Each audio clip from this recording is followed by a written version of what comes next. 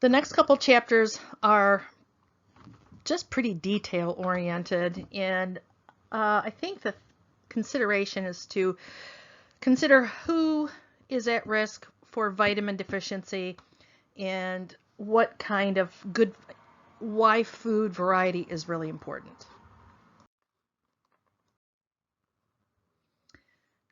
Vitamins are really just organic molecules that are important, and when you take vitamins, we take vitamins that are either water soluble or fat soluble, and they have different functions and different concerns with each type, with each category. This first half is going to be primarily the water soluble vitamins, and what makes the water soluble vitamins unique is that it's really difficult to get an excess in, where the fat soluble vitamins have a greater storage component, and so toxicity is more likely with fat soluble versus the water soluble. People will take mega amounts of vitamins, and we have just a certain limit of what we can absorb and also what we need. So taking mega of water-soluble vitamins is really unnecessary, and taking mega of fat-soluble vitamins is really not necessary because there's a greater potential for toxicity.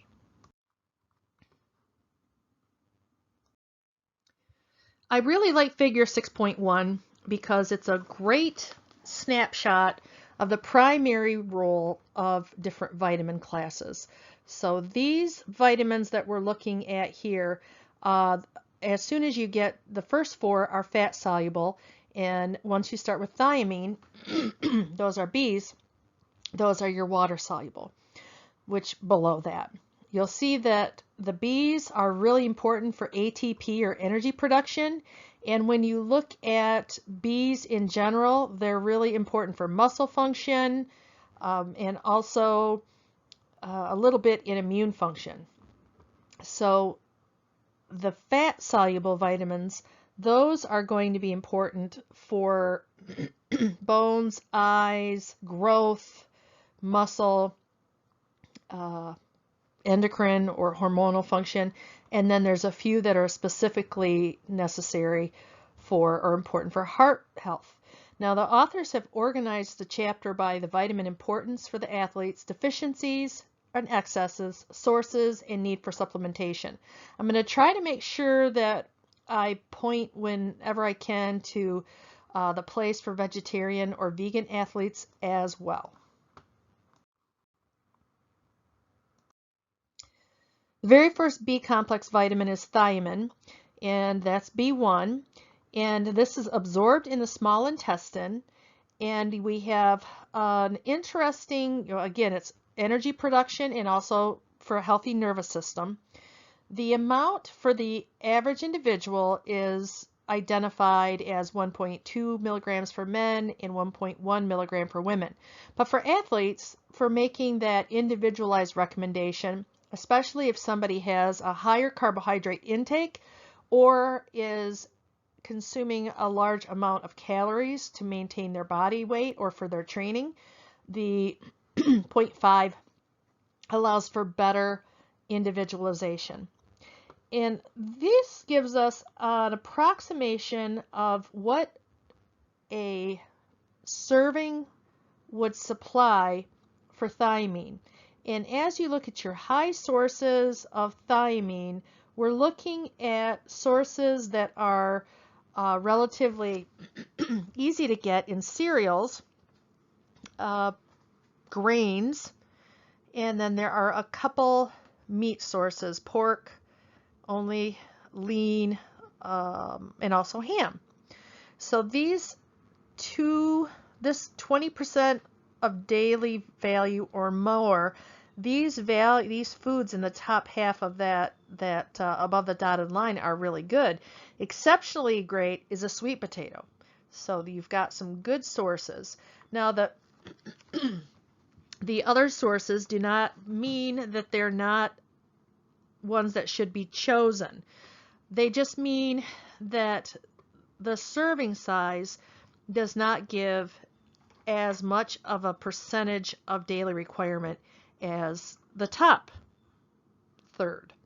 So a vegetarian or a vegan or someone with a special diet, gluten intolerance, for example, there's rice, beans, pecans, Brazil nuts. I know you just have to take, I don't know, like 2 or 3 Brazil nuts. It doesn't even take much to get 1 serving of Brazil nuts, and that could be an easy way of getting your thiamine.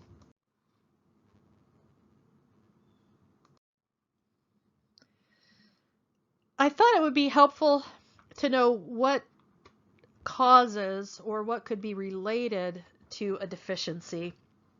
And if you have a B vitamin that's important for ATP production and neural health, you're going to have fatigue, confusion, and muscle weakness. Where we're looking at individuals that might be at risk, we might be looking at the drug metformin, which is a drug that is taken for diabetes. Omeprazole is for esophageal reflux. That could be taken for that. And diuretics are often more likely to be taken for someone who has heart failure. And so when you look at this, you're really potentially looking at individuals that may have had surgery, that an anorexic, you might run into an athlete that has anorexia nervosa or that eating disorder. So that's something to keep in mind, but remember there are a lot of food sources. Toxicity is very, very rare. However, supplements might be needed. Again, if somebody's in heavy training, if they have restricted calories, or they're consuming an important higher intake of carbohydrate. So when they're in that higher percentage of carbohydrate, because it's necessary for carbohydrate metabolism.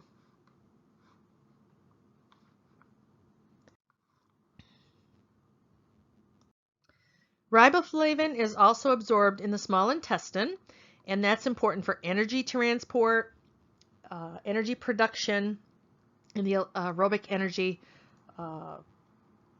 metabolic processes, so it's going to be necessary for carbohydrates. We have a slight difference with the RDA, or adequate intake. And again, when we look at our really good sources, we have some yogurt, milk, but here we have some fortified cereals. See, Fiber One, oatmeal, buttermilk, corn flakes, wheat bran flakes. And if those are not foods, examples that people like, then you have some that are good: soybeans, mushrooms, and eggs. Now, a vegan's not going to be able to eat that, but the soybeans, the mushrooms, spinach, cooked spinach, not raw spinach, soy milk, those are reasonably good sources. If a person is deficient in riboflavin, they have more problems with their throat is sore, they have cracks and almost like sores around their lips. Tongue is real red. It's very unusual to have a buildup. Supplements typically are not needed. And here we have vitamin D deficiency and what kind of symptoms that you'll have with some cardiovascular, fatigue, neurological disorders. Another B vitamin is niacin. Niacin is B3. It's involved in energy production, and anaerobic energy production. We have a pretty easy opportunity to get niacin in our diet. Here we have 2 tablespoons of peanut butter will give us 4.3 milligrams, and so a couple peanut butter sandwiches would almost get you there. We have some fish, light meat chicken, all brand cereal, there you go. And with our good sources that are not high sources, we still have enriched bread, rice, enriched rice. So you do have some opportunities. Barley could be utilized in a vegetarian or vegan diet, and also some cooked mushrooms. The deficiency is really, again, kind of rare. We do have an upper limit for this particular one, and the upper limit, if you do take excessive niacin, you really need to be under the care of a physician.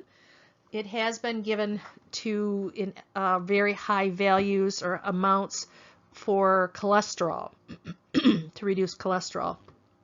If you look at causes of deficiency, we have AIDS, alcohol dependency, anorexia nervosa, and what else might be, that's probably, or if someone has inflammatory bowel disease, or they have really a diet that's not well balanced.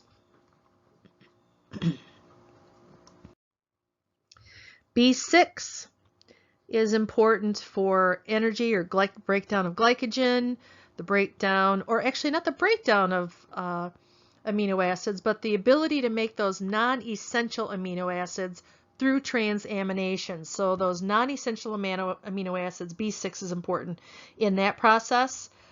Immune function, and you'll see here again, we've got some good sources that are bran flakes, corn flakes, turkey, Fiber One cereal, banana, garbanzo beans. That's a great option for vegetarians or vegans. And sweet potatoes, sesame seeds, sunflower seeds, baked potato with a skin. Those are good sources. B6 is important for changing or converting homocysteine, which is linked to a risk of heart disease. So levels of homocysteine is something that can be tested in the blood, and it's an indication of heart disease risk. B6, folate, and B12 are all three really important for lowering homocysteine. Supplements might be needed if somebody is on a long-term low-calorie diet for weight loss. I automatically think of like gymnasts. If a female is on long-term oral contraceptives, there could be an increased need. B12 is a vitamin that's really another B vitamin that's necessary for energy production, for growth and development. So it's important for the nervous system and also for the cardiovascular tissue or for cardiovascular health. Good sources of food. If you look at those exceptionally good sources, you do have wheat bran, all bran, and then some animal sources. And some of these are not consumed very often. Oysters, chicken liver, herring, king crab, those probably, I mean, they're really great sources, but may not be on the menu very often, and also quite costly. So the other sources that might be budget friendly could be yogurt, tuna. Canned tuna is a nice one, and milk, bologna, cottage cheese. So there's a couple nice ways of getting it in. For B12, absorption might be a problem for older athletes, vegans, and vegetarians. And you'll find this figure, it's fortifying your nutrition knowledge, that shows all the steps involved with B12 absorption. So you'll see that there's a number of complex steps that are involved with getting that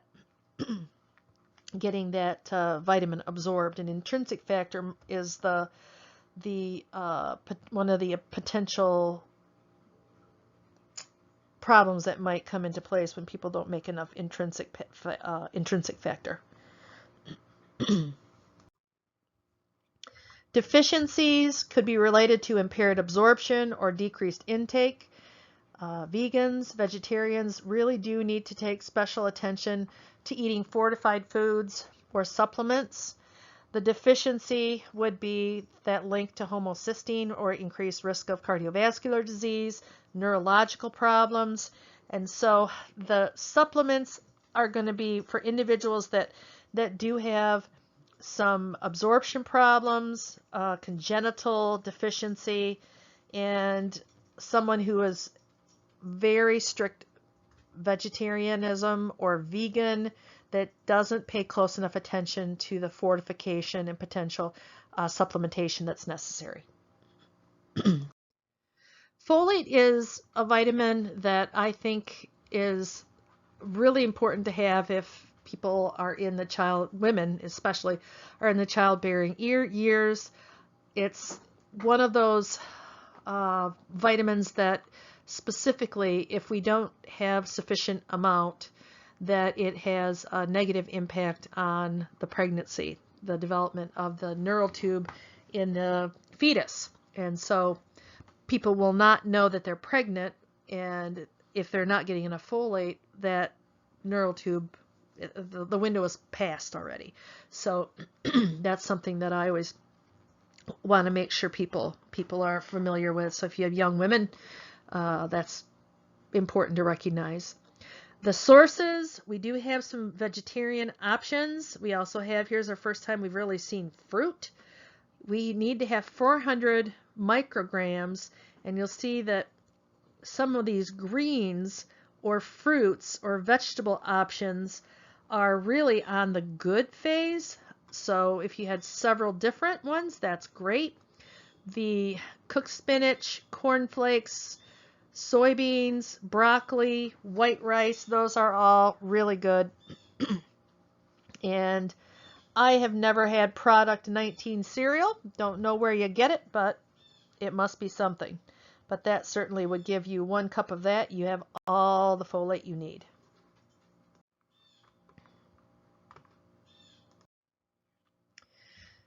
So the deficiencies are going to be showing up in diarrhea, immune function, anemia. Supplements, probably not an issue. If you have an individual that is, and here this deficiency, alcoholism, folic acid antagonist, that would be an individual that's on methotrexate, and that is probably not going to be common in your athletes. Oral contraceptives, though, that potentially can be. They're not getting enough in their diet. If someone is gluten intolerant, celiac sprue is really that gluten disease. And when people have celiac disease, it's basically celiac sprue. So if somebody has a gluten immune response, folate is going to be difficult for them.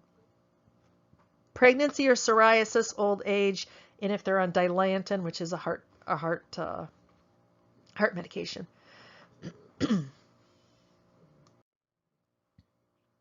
Biotin is a cofactor for many enzymes involved in carbohydrate metabolism and fats and protein. Also involved in DNA synthesis. Who's at risk? If you have an individual on your team that is on anti-seizure meds, has been on long-term antibiotics like tetracycline, doesn't happen so much anymore, but if somebody consistently is having some sort of need for antibiotics, that could alter their ability. They'll need more biotin. Crohn's disease, which is a small intestine It's like you have an immune response in your intestine, a lot of pain, malnutrition. Supplements typically are not needed unless you're on someone at risk, as I just mentioned. Pantothenic acid, again, energy production. We have our adequate intake, which is 5 milligrams, and you'll see there's not a lot of options, but you only need at least 5. And here we have sunflower seeds. It doesn't take a lot of sunflower seeds to get your pantothenic acid, so that's good. And cooked mushrooms, but you're looking at not a tremendous variety, but if somebody likes those foods, if they like yogurt, they're going to be sitting good. Vitamin D deficiency is going to be very, very rare. There's really no data to support that it's necessary for athletes.